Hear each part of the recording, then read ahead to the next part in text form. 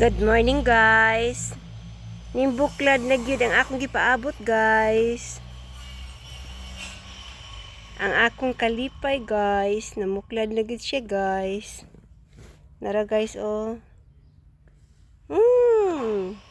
Abi ninyo simple na kay kog kalipay. Tigaan na ko mga bulaklak sa garden.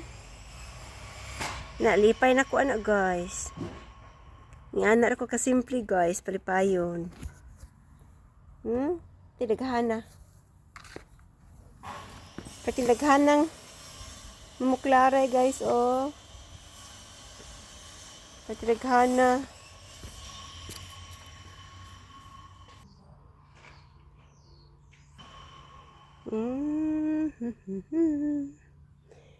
Kanindot. Nindot keng adlaw guys.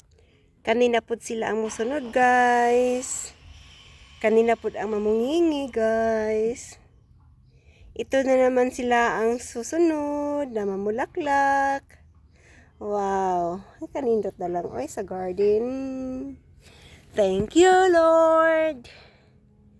Thank you Lord. Salamat Lord nga naami maayong adlaw.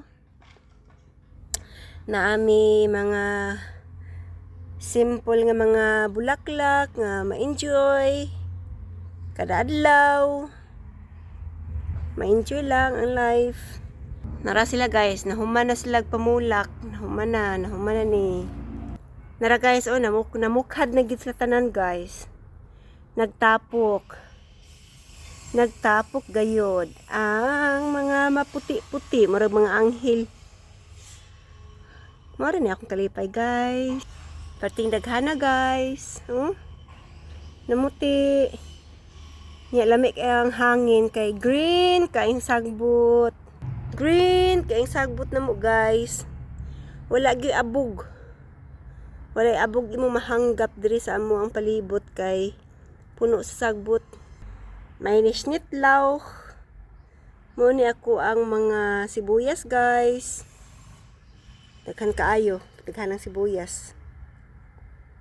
Sa sudol dool sa akong kabulakon. Kani guys.